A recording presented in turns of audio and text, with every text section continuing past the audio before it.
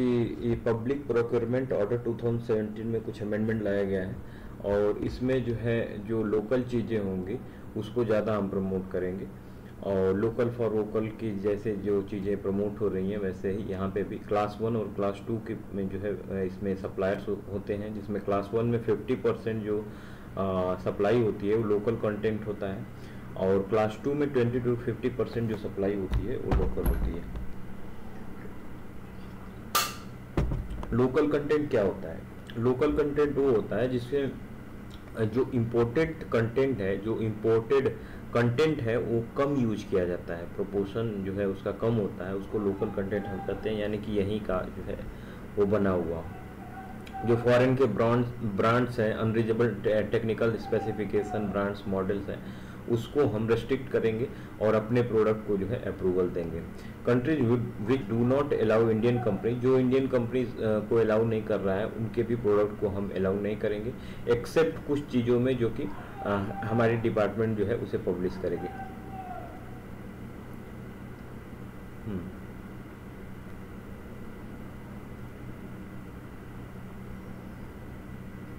Global tender, इसमें पहली बात तो ये था कि under this age revised in June 2020 only class 1 and class 2 local suppliers can eligible to bid in procurement of all goods services और work and with estimated value of purchase less than 200 crore. 200 crore से कम की जो values हैं उसमें class 1 और class 2 के जो सप्लायर्स हैं वो बिडिंग कर सकते हैं और ग्लोबल टेंडर एक खास अप्रूवल के बाद ही जो है इसमें 200 के नीचे, जो 200 करोड़ से नीचे है उसमें अपना अप्रूवल ले सकता है। Procurement of goods services and works include turnkey works by central ministry, central department and autonomous body control by the government of India, government companies, their joint venture and special purpose vehicles. तो ये सारी चीज़ें जो है इसको regulate करेंगी। For the verification of local content self certification would be necessary. Nodal ministry may also constitute committee with internal and external members for independent verification of the self declaration. तो ये जो है वेरिफिकेशन कर लेंगे पहले local content का, फिर जाकर इनको जो है हम सर्टिफिकेशन प्रोवाइड करेंगे अपनी मार्केट में, जिसमें कि एक कमेटी बना के जो है एक्सटर्नल इंटरनल मेंबर्स जो होंगे वो इसको जो है देखेंगे कि क्या ये वेरीफाइड हो सकता है या नहीं प्रोडक्ट। फिर इसमें हमने देखा था कि एमएसएमईज के लिए भी कुछ एक टारगेट था कि अदर मेजर्स फॉर प्रमोशन, हमको लग रहा है ये नहीं हुआ है। Other measures to promotion for local supplies in public procurement, कुछ और क्या है मेजर्स इसमें? जैसे देखें हम कि public procurement policy for micro and small enterprises MSMEs order 2018, it was notified under the micro small and medium enterprises development act 2006 में जो है इसे माइक्रो स्मॉल और मीडियम इंटरप्राइजेज डेवलपमेंट एक्ट बना था। इसके अकॉर्डिंग जो है पब्लिक प्रोक्योरमेंट को हम MSME सेक्टर से कैसे प्रमोट कर रहे हैं। इस स्कीम में क्या है कि central ministry department PSU shall set and annual target for 25% procurement from MSME sector. तो जो मिनिस्ट्रीज हैं ये देखेंगे कि 25% जो प्रोक्योरमेंट हो रहा है वो ये MSME सेक्टर से जा रहा है। इसमें भी कुछ सब सेक्टर्स होंगे कि सब टारगेट होगा कि 4 and 3% जो है, जो 25% का जो MSME में हम वो कर रहे हैं, प्रोक्योरमेंट कर रहे हैं, उसमें SC STs और वुमन इंटरप्रेन्योर्स के लिए SC ST के लिए जो है 4% और 3% जो है वुमन इंटरप्रेन्योर से भी प्रोक्योरमेंट होना चाहिए MSME सेक्टर से। GEM क्या है? तो गवर्नमेंट ई मार्केट पोर्टल है, जिसमें क्या होता है कि जो भी प्रोडक्ट है MSMEs का उसको एक मार्केट दिया जाता है। GEM was launched in 2016 as an end-to-end e-portal for procuring common use goods and services by central and state government department, PSUs, autonomous institutions and local bodies। तो ये जो है end-to-end पोर्टल है जो कि प्रोक्योर करता है कॉमन यूजेज गुड्स को और जो है ये एक मार्केट प्रोवाइड कर देता है इसको। This portal operates under the ministry of commerce and industry, commerce and industry के अंडर में जो है ये पोर्टल आता है। And also it has been integrated with central public procurement portal, indirectly moving towards unified procurement system. तो unified procurement system के तरफ जो है हम बढ़ रहे हैं। इंटीग्रेटेड एक हमारा सेंट्रल पब्लिक प्रोक्योरमेंट पोर्टल होगा जो पूरे देश में काम करेगा। This aim to bring in transparency, promote ease of doing business, simplify the process of procurement. तो ये क्या करता है, ट्रांसपेरेंसी लाता है, ईज ऑफ डूइंग बिजनेस को प्रमोट करता है और जो है प्रोक्योरमेंट की प्रोसेस को और सिंप्लीफाई कर देता है। The purchase through GEM by government user have been made mandatory by ministry of finance. तो ये जो है GEM पोर्टल से गवर्नमेंट यूजर जो है इसको मैंडेटरी है कि यहाँ से खरीदें ये चीज़ों को, ताकि जो है जो हमारी MSME सेक्टर्स है वो तेज़ी से ग्रो हो सके। अब अगला टॉपिक है इंडस्ट्रियल कॉरिडोर। इंडस्ट्रियल कॉरिडोर में हम देखेंगे कि recently cabinet committee on economic affair CCEA क्या किया है, has approved industrial corridor nodes in South Africa और south and logistic hub in UP. South में यानी कि इंडिया के साउथ में जो है इधर इंडस्ट्रियल कॉरिडोर बनाने की बात हो रही है, इन्होंने अप्रूवल दे दिया है। और यूपी में क्या है कि यूपी के जो नोएडा सेक्टर्स है उधर जो है ये लोग लॉजिस्टिक हब बना रहे हैं। लॉजिस्टिक हब का मतलब होता है कि जो ट्रांसपोर्टेशन और जो है ऑर्गेनाइजेशन जो कि एक कोऑर्डिनेट करें, डिस्ट्रीब्यूशन कहाँ से कैसे करें, किधर करें, तो ये सारी चीज़ें जो है एक लॉजिस्टिक हब प्रोवाइड करता है हमें कि ट्रांसपोर्टेशन की सुविधा प्रोवाइड करें वहाँ पे, फिर एक ऑर्गेनाइजेशन हो, फिर जो है यहाँ कोऑर्डिनेशन हो, डिस्ट्रीब्यूशन का जो सही तरीका हो कि चीज़ों को जो है अलग अलग जगह पे डिस्ट्रीब्यूट कर सकें। यानी कि ये हब का मतलब ये है कि चारों तरफ से कनेक्टिविटी होनी चाहिए, तब जाकर इसे हब यहाँ पे जो है सफल हो पाएगा। क्योंकि जब सारे तरफ के हाईवेज जो हैं, ये इंडस्ट्रियल कॉरिडोर के जो ये रोड्स हैं, यदि ये आपस में मिलेंगे तभी जाके जो है यहाँ से ये हब से चीज़ों का ट्रांसपोर्ट ईजिली हो जाएगा। CCEA approved construction of industrial corridor nodes at Krishnapatnam in Andhra Pradesh and Tumakuru in Karnataka under Chennai Bengaluru industrial corridor. तो चेन्नई बेंगलुरु इंडस्ट्रियल कॉरिडोर के अंडर में जो है ये वाले जो कॉरिडोर है, यहाँ पे जो है इन लोगों ने एक प्रपोज किया है, ये क्या नाम है इसका, Krishnapatnam in Andhra Pradesh and Tumakuru in Karnataka under Chennai Bengaluru industrial corridor का। तो इंडस्ट्रियल कॉरिडोर नोड जो है एक कनेक्ट कर रहा है इनको और इसको बनाया जा रहा है। Industrial nodes at strategic location are propose to be developed with in the industrial corridor to provide green field industrial cities with sustainable plug in play ICT enabled utilities. तो ये क्या करता है, ये नोड्स जो बनेंगे जो हमारे कृष्णपट्टनम आंध्र प्रदेश में और तुमकारू जो कर्नाटका तक है, यहाँ पे जो ये कॉरिडोर बनेगा, हमारा कॉरिडोर नोड बनेगा, तो इससे क्या होगा कि ट्रांसपोर्टेशन इजी हो जाएगा। और जो है यहाँ से क्या होता है कि ग्रीनफील्ड इंडस्ट्रियल सिटीज़ बनते हैं, क्योंकि ज़्यादातर जो है इनको ट्रांसपोर्ट नहीं करना पड़ता है और लैंड ऐसे जगह इसको कनेक्टिविटी करते हैं कि लैंड ओन कर सके लोग, जो है लैंड को ईजिली जो है ओन कर सकें ये लोग। और जो है सस्टेनेबल प्लग इन प्ले हो, यानी कि बिल्कुल जो है कम खर्च में और ज़्यादा से ज़्यादा हमारी प्रोडक्टिविटी हो। Land parcel for immediate allotment for attracting investment into manufacturing. तो ऐसे जगह ये कॉरिडोर बनाया जाए, ऐसे जगह ये नोट्स बनाए जाए जिससे जो है ज़्यादा से ज़्यादा लैंड की अवेलेबिलिटी हो, यानी कि बड़ी लैंड को की अवेलेबिलिटी हो जिसमें इंडस्ट्रियल सेक्टर ग्रो हो सके और जो है आसानी से इनको यहाँ पे जो है इन्वायरमेंट क्लियरेंस मिल जाए, इन्वेस्टमेंट अट्रैक्ट हो सके यहाँ पे। World class infrastructure, roads and railway connectivity for freight movement, जो फ्राइट जो है हमारा जो गुड्स है उसका ट्रांसपोर्ट इजी हो सके, इंफ्रास्ट्रक्चर हो जिससे कि इजीली एक जगह से दूसरी जगह ये लोग मूवमेंट कर सकें। And to from ports and logistic hubs along with reliable powers and equality social infrastructure. तो पोर्ट से कनेक्टिविटी भी होनी चाहिए, सारे पोर्ट जितने हैं सबसे कनेक्टिविटी जो है तगड़ी होनी चाहिए, जिससे जो है जो प्रोडक्ट शिप से आ रहे हैं उसको जो है चारों तरफ हम ट्रांसपोर्ट कर सकें। CBIC will address infrastructure bottleneck while benefiting from strength and competitiveness of each CBIC states voice Tamil Nadu, Karnataka, Andhra Pradesh.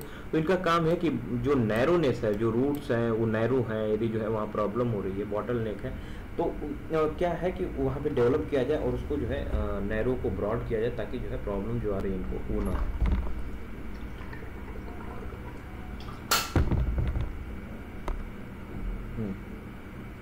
Also, multi-modal logistic hub and multi-modal transport hub was approved at Greater Noida with a view to make India a strong player in global value chain।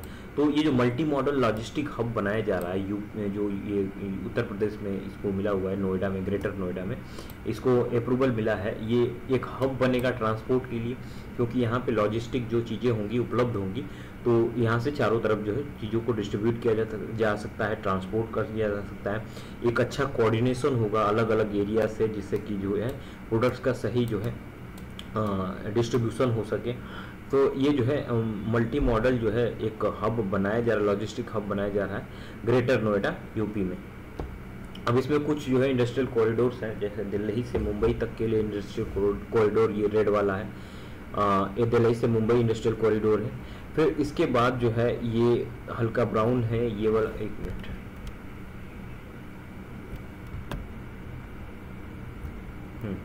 ये थोड़ा सा brown जो है Bengaluru Mumbai industrial corridor है, बंगलुरु को जोड़ता है मुंबई से। फिर यहाँ है चेन्नई बंगलुरु इंडस्ट्रियल कॉरिडोर, तो चेन्नई से बंगलुरु को यहाँ पे जोड़ता है। और फिर जो है यहाँ एक टनल भी है, अनक मैपिल और मेपाडू टनल, जो कि इन कॉरिडोर को मदद करता होगा इनको ज्वाइनिंग करने में। ईस्ट कोस्ट इकोनॉमिक कॉरिडोर है, जो कि ईस्ट कोस्ट इकोनॉमिक कॉरिडोर कहाँ से कहाँ ज्वाइन कर रहा है, चेन्नई से जो है हमें लग रहा है कि विशाखापट्टनम तक ज्वाइन कर रहा है, पोर्ट जो है वाइजैक। फिर यहाँ से जो है ये कनेक्टिविटी कर रहा है कोलकाता पोर्ट को। एक मिनट देखिए, क्लियर कर लेते हैं येलो वाला। सर वहाँ पर काकीनाडा पोर्ट है शायद। कहाँ पे? तो जहाँ वो ज्वाइन कर रहे हैं, क्योंकि विशाखापट्टनम और नॉर्थ में पड़ता है। अच्छा अच्छा, east coast economic corridor with Vizag Chennai industrial, Vizag से ही है, वाइजैक को चेन्नई से जोड़ रहा है ये वाला। मैप में सर वो थोड़ा साउथ में मार्क किया गया होगा, फिर वो गलत हो। अच्छा अच्छा, हो सकता है। फिर ये वाला कॉरिडोर जो है ये किसको जोड़ता है, ये कोलकाता को जो है वाइजैक से जोड़ रहा है, मुझे लग रहा है।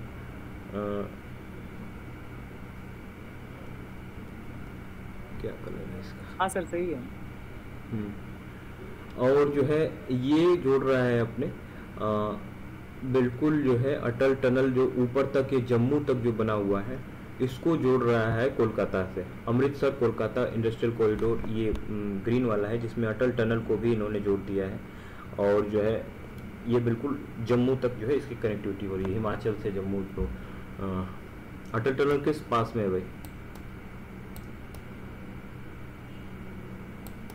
किस पास से कनेक्टिविटी करता है हिमाचल प्रदेश से जम्मू कश्मीर को? क्या नाम है इसका?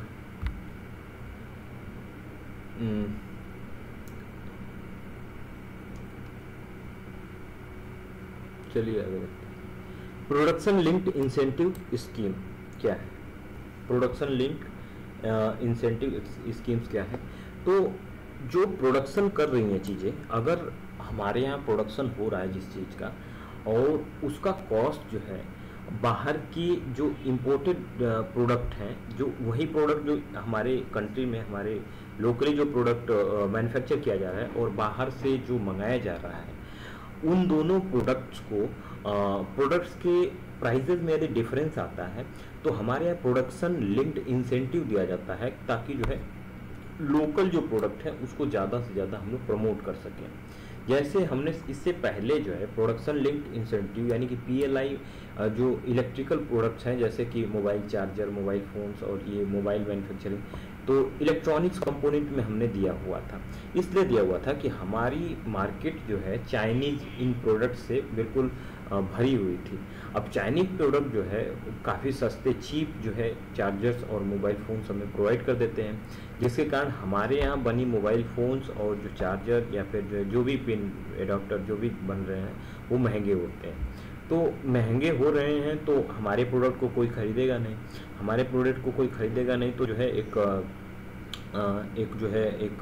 क्या कहते हैं कि हमारी लोकल इंडस्ट्रीज़ हैं वो ग्रो नहीं हो पाएंगी। जब ग्रो नहीं होंगी तो हम जो है एक्सपोर्ट नहीं कर पाएंगे।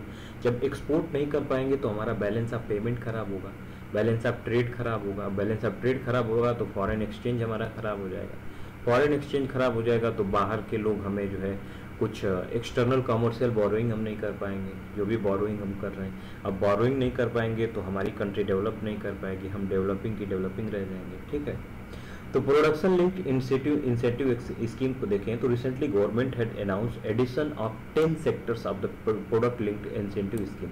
तो PLI में 10 सेक्टर्स नए ऐड कर रहे हैं। अब पहले क्या था देखते हैं, what is production linked incentive?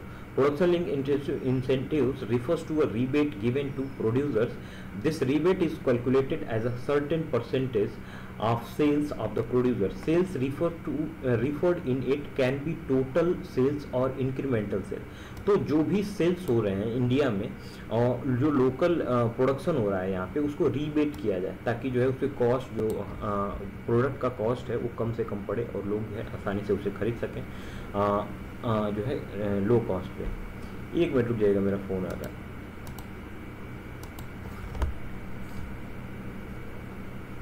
Hello,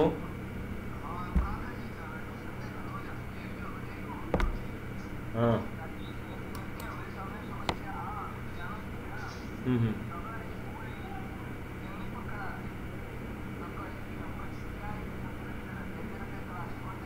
hmm.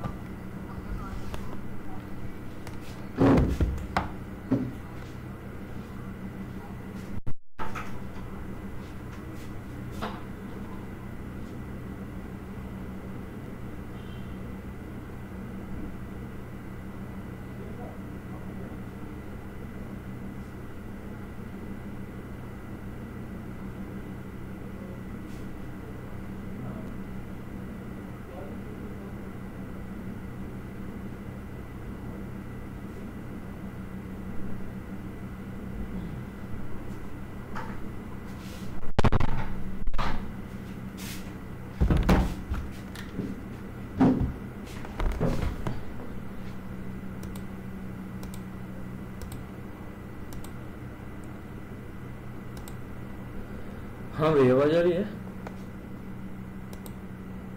Ji sir. तो प्रोडक्शन लिंक्ड इंसेंटिव देख रहे थे हम, इस स्कीम में क्या है, तो इसमें जो है 10 नए सेक्टर्स को ऐड किया गया है। तो इसीलिए जो है ये रिसेंटली न्यूज में था, तो इस प्रोडक्शन लिंक इस इनको हम लोग को इसमें पढ़ रहे हैं। तो प्रोडक्शन लिंक्ड स्कीम में हमने देखा कि रीबेट देते हैं प्रोड्यूसर्स को। This rebate is calculated as certain percentage of sales of the producer. तो उसमें जो है कुछ परसेंटेज इनको छूट दिया जाता है। Sales referred in it can be total sales or incremental sales. For example, PLI schemes for electronic sectors offered a rebate of 4 to 6% on the incremental sales of producer. इससे पहले जो है हमने इलेक्ट्रॉनिक सेक्टर्स हैं उसमें 4 to 6% का हम लोग रीबेट दे रहे थे। तो ये हमारी मार्केट जो है उनके साथ कम्पीट कर सके, इसलिए जो है ये रीबेट प्रोवाइड कर रहे थे। अब क्या है, गवर्नमेंट ने क्या अनाउंस किया है, government announcement and PLI schemes in India. Before this announcement, the central had rolled out PLI schemes already for mobile manufacturing and specified electronic components. तो कुछ इलेक्ट्रॉनिक कंपोनेंट्स के लिए और मोबाइल मैन्युफैक्चरिंग के लिए जो है ये अनाउंसमेंट थी पहले से। ये जो है इनको मिलता था 4 to 6% का जो है एक रीबेट मिलता था इनको। क्रिटिकल की starting material, drugs, intermediaries and active pharmaceutical ingredients and manufacturing of medical devices, ये जो है इसमें जो है मैन्युफैक्चरिंग इनको दी जाती थी। अभी क्या है, with the announcement the government has expanded this scheme to 10 more sectors with incentive worth 2 lakh crore over a 5 year period. The additional sectors are, तो 10 नए एडिशनल सेक्टर्स इसमें ऐड किए गए हैं और 2 लाख करोड़ जो का इंसेंटिव जो है कम से कम इनको जो है इंसेंटिव वर्थ 2 करोड़ वर्थ जो है इनको इंसेंटिव हम प्रोवाइड करेंगे 5 साल के लिए। इसमें कौन कौन सा सेक्टर्स है, जैसे advance chemistry, cell battery, electronic technology products, फिर ऑटोमोबाइल एंड ऑटो कंपोनेंट्स, फिर जो है pharmaceutical drugs, telecom and networking products, textile products, MMF segments and textile technical textile, food products, high efficiency solar PV models, white goods, AC and LED, speciality steel, तो steel में भी जो है हम incentive provide करेंगे। जो white goods हैं, ACs, LED, फिर high efficiency solar PV models को हम प्रमोट करेंगे। टेक्सटाइल में जो है हम ये टेक्निकल टेक्सटाइल को प्रमोट करेंगे, जो कि ये क्या कहते हैं बुलेट प्रूफ चीज़ें बन रही हैं या फिर अलग अलग और प्रोडक्ट बन रहे हैं, ये क्या कहते हैं डाइपर्स बन रहे हैं, तो ये कैसे क्या टेक्निकल टेक्सटाइल हम यूज कर रहे हैं जिससे इन प्रोडक्ट्स को और जो है हम रिलायबल बना सकें। फूड प्रोडक्ट्स में देखें, टेलीकॉम और नेटवर्किंग प्रोडक्ट्स में देखें, फार्मास्यूटिकल ड्रग्स में, automobiles and auto components, electronic technology products में, एडवांस केमिस्ट्री सेल में। तो पहले जो क्वेश्चन आता था तो उसमें हम लोग इलेक्ट्रॉनिक कंपोनेंट का आंसर देते थे कि पीएलआई जो है इलेक्ट्रॉनिक कंपोनेंट्स में हमें मिलता है। अभी क्या है 10 नए सेक्टर्स जुड़ गए हैं, तो लगभग जो है ये इस प्रकार के क्वेश्चन अब आएंगे कि हाँ जो है कितने जो है पीएलआई सेक्टर्स में वो हमने इंसेंटिव प्रोवाइड कर रहे हैं, हम कितने सेक्टर्स में। तो ये जो है 10 नए सेक्टर्स इसमें जुड़ गए हैं और जो है इसकी जो है हमने देखा कि पहले मैं एक बार क्वेश्चन देखा था तो उसमें जो है ये क्वेश्चन पूछा था कि हम पीएलआई जो स्कीम है, विजन का एक क्वेश्चन था उसमें, तो पीएलआई स्कीम जो है हम किन सेक्टर्स में प्रोवाइड करते हैं, तो उसमें ऑप्शन था mobile manufacturing and specified electronic components में, फिर जो है फूड ग्रेन्स में, तो अलग अलग ऑप्शंस थे उसमें जो इलेक्ट्रॉनिक कंपोनेंट जो उसमें सही आंसर था। फिर जो है final proposal of PLI for individual sectors will be appraised bye expenditure finance committee.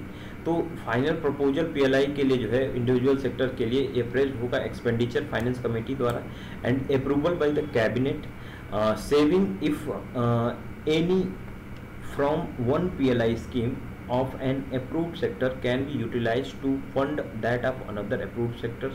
तो एक सेक्टर जो है दूसरे सेक्टर को भी पीएलआई स्कीम्स प्रोवाइड कर सकता है।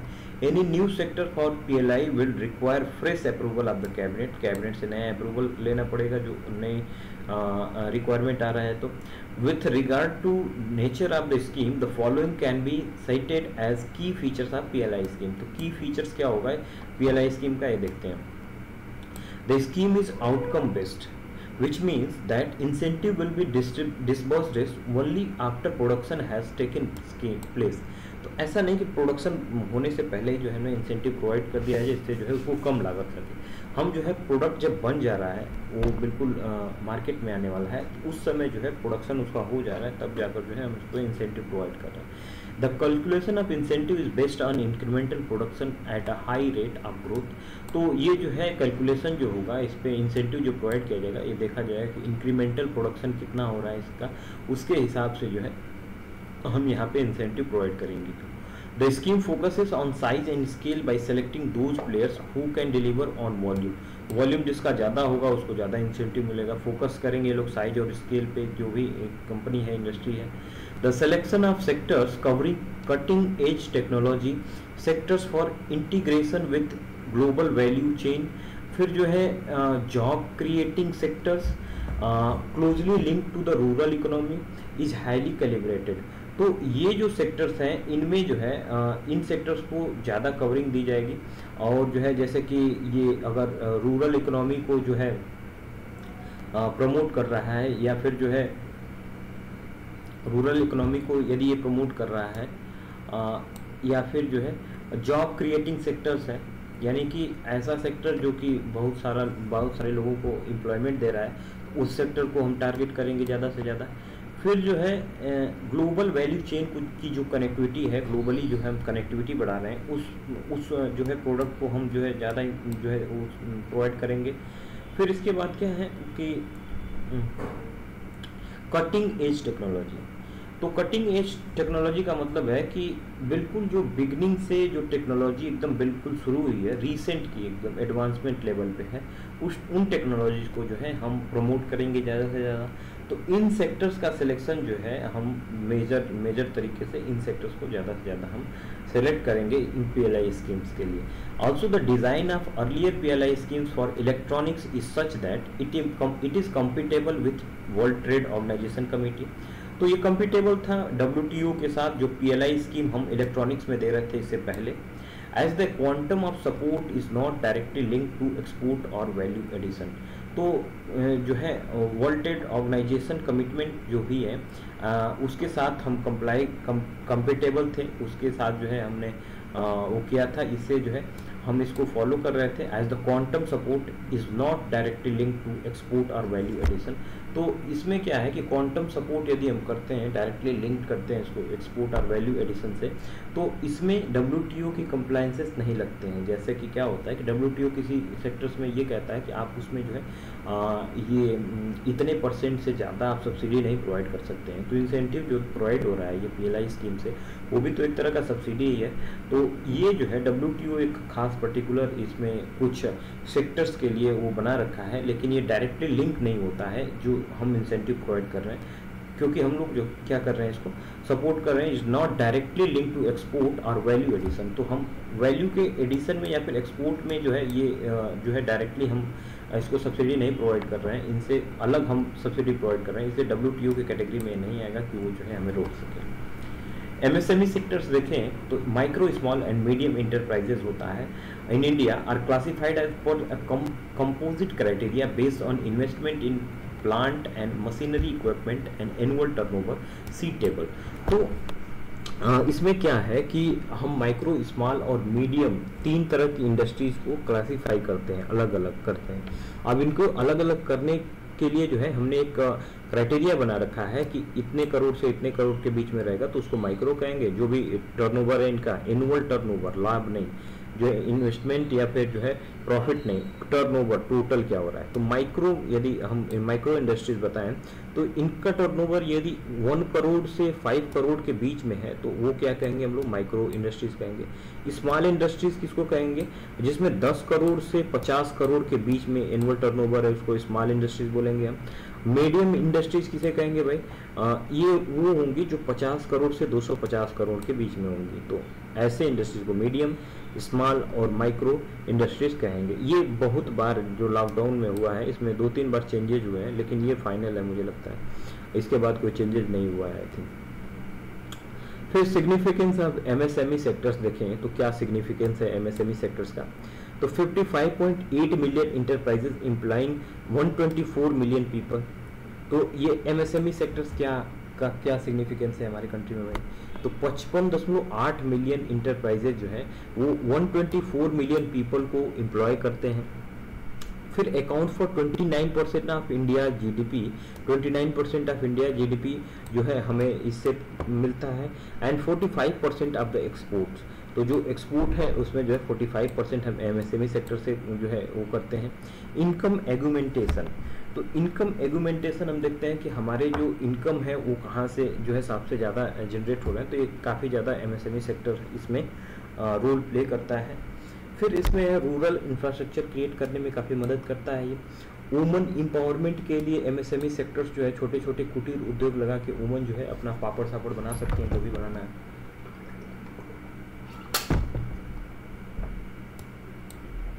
प्रमोशन ऑफ ट्रेडिशनल गुड्स, जो भी हम कल्चरली जो है पुरानी चीज़ों को लेते आ रहे हैं तो उनको हम ट्रेडिशनल तरीके से, जैसे MSMEs में क्या होता है ना कि ये छोटे बिजनेस अपना जो पुरानी हमारी सभ्यताएं हैं जो हम अलग अलग तरह से डिज़ाइन बनाकर जिसको बेचते हैं, तो वो भी MSME सेक्टर्स में ही आती हैं कि वो जो हमारा कल्चर है, जो ट्रेडिशन है, उसको भी हम धीरे धीरे अपने साथ लेकर चल रहे हैं, प्रमोट कर रहे हैं उसको। Government incentives for financial support to MSME under Atmanirbhar Bharat package. तो आत्मनिर्भर भारत पर पैकेज के अंडर में जो है MSMEs को हम गवर्नमेंट इंसेंटिव के थ्रू जो है ये जो है फाइनेंस कर रहे हैं। Emergency credit line guarantee scheme हमने बनाई है। इसमें क्या है कि हम 100% गारंटी कवरेज देंगे, और ये गारंटी कवरेज कौन प्रोवाइड करता है, national credit guarantee trustee company limited. तो ये NCGTC जो है ये प्रोवाइड करता है, हमें गारंटी प्रोवाइड करता है कि हम जो है इन सेक्टर्स में जो है आप जो है क्रेडिट लीजिए और हम आपको जो भी क्रेडिट देने वाला है उसको ये गारंटी देंगे कि इसमें रीपेमेंट हो जाए। For collateral free automatic loan, तो कोलेटर बिना किसी गिरवी के रखे हुए जो है ये आपको ऑटोमेटिक लोन प्रोवाइड कर दिया जाता है up to 3 lakh crore to eligible MSMEs and interested mudra borrowers in the form of a guarantee emergency credit line facility। तो इसमें क्या है कि जो इंटरेस्टेड MSMEs हैं, मुद्रा बोरोवर्स हैं, उनको जो है गारंटी इमरजेंसी क्रेडिट लाइन से पैसे मिल जाते हैं। 3 लाख करोड़ तक के लोन जो है कोलेट्रल फ्री, बिना किसी कोलेट्रल के मिल जाएंगे आपको। और ये national credit guarantee trustee company limited है जो कि इनको अपने ट्रस्ट पे इसे दिलाती है। GECL is a loan for which 100% guarantee would be provided by National Credit Guarantee Trustee Company to member lending infrastructure। तो हमने इसको देखा। Fund created to infuse equity worth ₹50,000 crore. तो ये क्या है भाई, फंड क्या है? तो ये क्या करता है, in MSME sector to help potential MSMEs in expansion. तो जो पोटेंशियल एमएसएमईज हैं उनको जो है प्रमोट करने के लिए फंड क्रिएट किया गया है, जो कि इक्विटी प्रोवाइड करता है। 50,000 करोड़ की जरूरत होगी तो ये जो है पैसे इनको प्रोवाइड कर देंगे। क्रेडिट गारंटी स्कीम फॉर सब ऑर्डिनेट डेब्ट क्या है? सब ऑर्डिनेट डेब्ट का मतलब ये है कि वो उनको डेब्ट प्रोवाइड करना जो कि ठीक से जिनका इनकम नहीं हो पा रहा है, वो जो है स्ट्रेस एसेट बनते जा रहे हैं। तो guarantee covering worth 20,000 crore will be provided by the promoters who can take debt from the bank to further invest in their stressed MSME as equity। तो यदि स्ट्रेस्ड एमएसएमई है यानी कि वो लाभ नहीं दे रही है, बिल्कुल जो एनपीए बनता जा रहा है, तो इसमें क्या हो रहा है कि ऐसे एसेट में जो है ये जो है प्रोवाइड कर रहे हैं हमें डेब्ट। Credit guarantee scheme for subordinate डेब्ट, ये गारंटी ले रहे हैं इसकी, और इसमें ये फुल्ली गारंटी ले लेते हैं। उसमें कुछ क्राइटेरिया होती है। It is being operated by credit guarantee fund trust for micro and small enterprises. तो CGTMSE जो है इसको रेगुलेट करती है। ये जो स्ट्रेस एसेट को जो है इक्विटी जो प्रोवाइड कर रहा है, इसमें क्या है कि CGTMSE will guarantee 90% of subordinate debt given by the banks, with the remaining 10% being covered through a collateral put up by the borrower। तो यहाँ कोलेट्रल कुछ रखना पड़ेगा, कुछ जो है गिरवी आपका चीज़ें होंगी जो कि आप स्ट्रेस एसेट में रख रहे हैं। तो 10% जो है आपके एसेट से जो है कटेगा, और 90% गारंटी जो देगा वो CGTMSE देगा। तो ये जो है यहाँ पे 90% देगा, कहाँ पे? सबऑर्डिनेट डेब्ट में, जबकि हम देख रहे थे। और यहाँ जो है emergency credit line guarantee scheme, इसमें 100% गारंटी दे रहा है NGTC। फिर global tenders to be disallowed for government tenders up to ₹200 crore to enable MSME to participate in the government procurement process. इसमें ग्लोबल टेंडर्स जो है डिसअलाउड हैं, जो पूरे जो है वर्ल्ड के टेंडर्स इसमें नहीं आ सकते हैं, इसमें डिसअलाउड हैं, इनको अलाउ नहीं किया गया है यहाँ पे। फिर ICT based system champion portal, एक ICT बेस्ड जो है पोर्टल बनाया गया है जिसको कहते हैं हम चैंपियन पोर्टल। ये क्या प्रोवाइड कर रहा है? Has been launch by ministry of MSME। The portal will help in handling MSME। तो MSME को हैंडल करने के लिए ये पोर्टल बनाया गया है, champion portal, providing guidance to grab the new business opportunity and in the long run become national and international champion। तो नेशनल और इंटरनेशनल चैंपियन किस प्रकार जो है कोई कंपनी बने, इसके लिए गाइडेंस प्रोवाइड करते हैं। ये बिजनेस अपॉर्चुनिटी देते हैं कि यहाँ इन्वेस्ट करो और जो है तुमको फ़ायदा होगा, तो तुम जो है नेशनल और इंटरनेशनल चैंपियन बन सकते हो। तो ये जो है MSME सेक्टर्स में चैंपियन पोर्टल बनाया गया है। It is fully integrated with the centralized public grievance redressal and monitoring system। CPGRAMS जो है इसके साथ इंटीग्रेटेड है बिल्कुल ये। And MSME ministry own other web based mechanism. तो ये जो है इसके द्वारा MSME owned other web based mechanism इसमें एडॉप्ट करता है, जो कि CPGRAMS है, फुल्ली इंटीग्रेटेड है। सेंट्रलाइज पब्लिक ग्रेवियंस रिड्रेसल, जो भी ग्रेवियंस रिड्रेसल के लिए है, जो भी इनके प्रॉब्लम्स आ रही है यहाँ पे ग्रेवियंस इनका रिड्रेस कर लिया जाएगा। रिलेटेड न्यूज देखें तो ANIC एराइज क्या है? Atal new India challenge in applied research and innovation for medium and small enterprises launch. तो अनिक एराइज जो है ये अटल न्यू इंडिया चैलेंज है कि कहाँ पे रिसर्च और इनोवेशन की ज़रूरत है मीडियम और स्मॉल इंटरप्राइजेज में, जिससे कि हम ज़्यादा से ज़्यादा अपने प्रोडक्ट्स की प्रमोट कर सकें। It is programme launch by Atal innovation mission. तो अटल इनोवेशन मिशन के अंदर में जो है इसे जो है प्रमोट किया जा रहा है। इसमें रिसर्च इनोवेशन और कॉम्पिटिटिवनेस बढ़ाने, इंडियन जो MSME है उनको कॉम्पिटिटिवनेस बढ़ाने के लिए इसको जो है इस प्रोग्राम को लाया गया है ANIC arise. It provides funding support of up to 50 lakh for speedy development of proposed technological solution and or product। तो जो भी 50 लाख का जो है स्पीडी डेवलपमेंट के लिए proposed technological solution इनको प्रोवाइड किया जाएगा, फंडिंग प्रोवाइड कर दी जाएगी इतनी की। It will be driven by Indian space research organisation, ISRO द्वारा जो है इसे ड्रिवन किया जा रहा है। 4 मिनिस्ट्रीज भी इसमें इन्वॉल्व हैं, जैसे कि ministry of defence, ministry of food processing industries, ministry of health and family welfare and ministry of housing and urban affairs.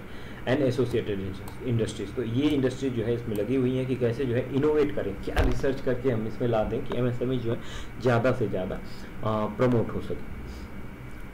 Bharat craft portal क्या है? It is an e commerce portal. Bharat craft portal है, e commerce portal है, जो कि क्या provide करेगा?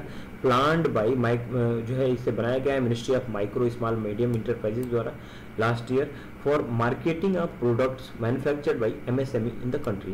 तो जो एमएसएमई के जो भी प्रोडक्ट हैं उसकी मार्केटिंग के लिए भारत क्राफ्ट पोर्टल बनाया गया, ऑनलाइन पोर्टल है जहां से आप एमएसएमई के प्रोडक्ट्स जो है खरीद सकते हैं।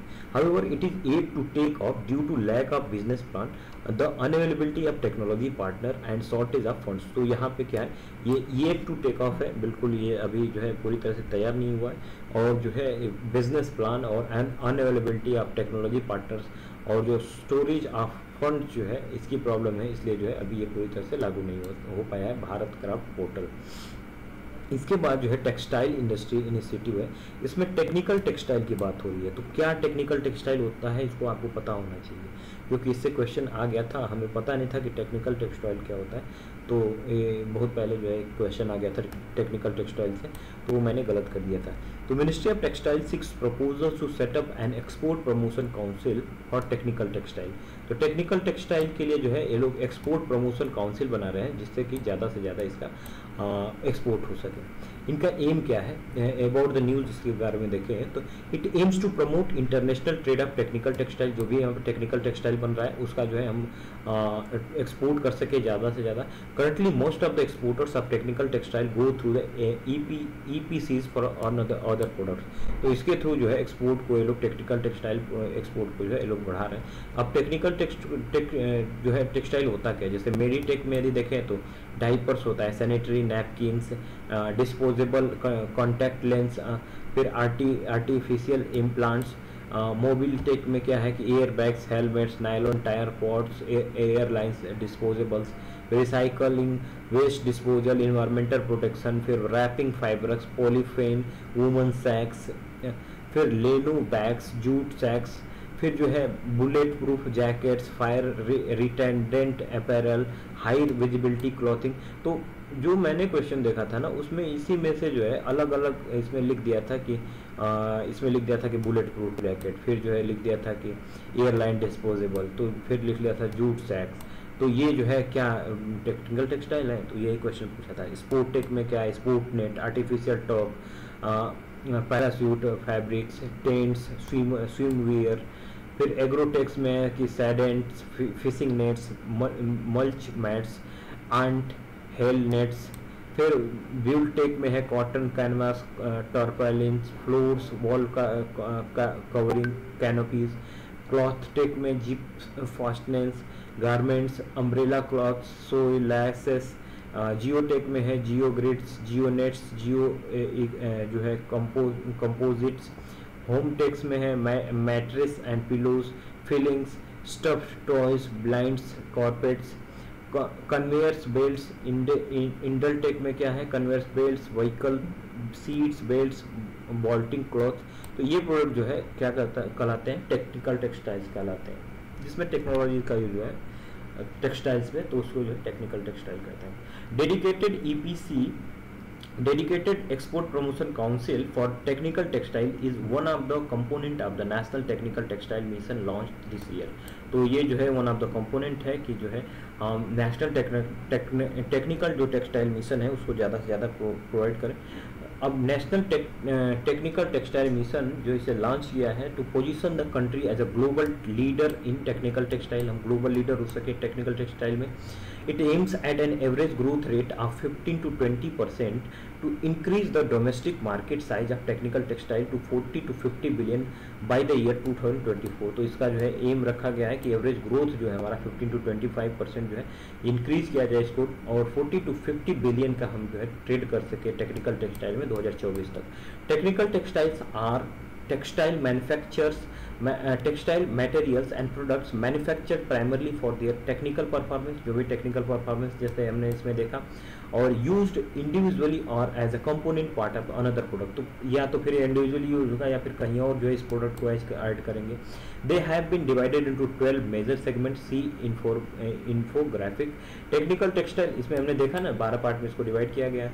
Technical textile account for approximately 13% of India's total textile and apparel market and contributes to India GDP at 0.7%। तो इतना जो है ये हमें टेक्सटाइल में अकाउंट करता है, और जीडीपी में कितना कंट्रीब्यूट करता है, ये टेक्निकल टेक्सटाइल के बारे में हमने देखा। इसमें जो है 12 पार्ट में इसको डिवाइड किया गया है इन प्रोडक्ट्स को, जिसको हम देख रहे थे इसमें।